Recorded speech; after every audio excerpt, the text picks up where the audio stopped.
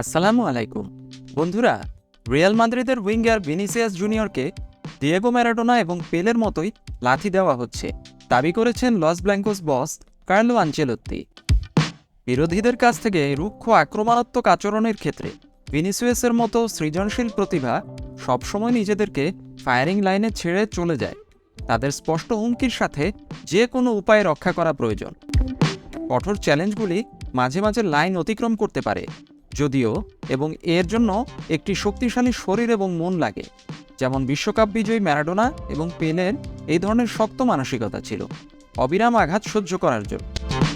Ancelotti বলেছেন যে ভিনিসিয়াসকে মাঠে এবং বাইরে প্রতিদ্বন্দ্বীদের দ্বারা লক্ষ্যবস্তু করা হচ্ছে। বর্ণবাদী অপব্যবহার তার নির্দেশে উদ্বেগজনকভাবে নিয়মিতভাবে লক্ষ্য করা হচ্ছে, একদিকে পিচে যা করছে এবং অন্যদিকে তার বাইরে। এর বাইরে বর্ণবাদ থাকা সমাজের জন্য খারাপ। একটি আধুনিক সমাজ এমন হতে পারে না। আনচেলত্তি আরও বলেন, সত্য হলো যে খেলোয়াড়রা তাকে প্রচুর লাথি মারে, এটা স্পষ্ট। ম্যারাডোনা বা পেলেকেও অনেক লাথি মেরেছিল, দুর্ভাগ্যবশত। আমাদের সৌভাগ্য যে ভিনিসিয়াসের একটি শক্তিশালী শরীর রয়েছে এবং তিনি সেই চ্যালেঞ্জগুলি সহ্য করতে সক্ষম। আনচেলত্তি আবারও ম্যাচ রেফারিদের প্রতি আহ্বান জানিয়েছেন যে খেলোয়াড়দের রক্ষা করার জন্য যেগুলি মাঝে মাঝে গ্রহণযোগ্য আচরণের একটি লাইন অতিক্রম করতে পারে।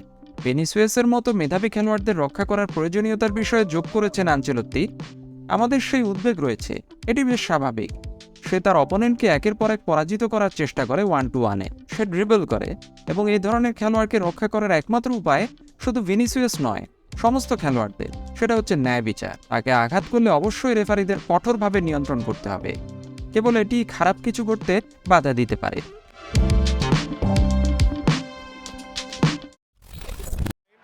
Messi! Messi!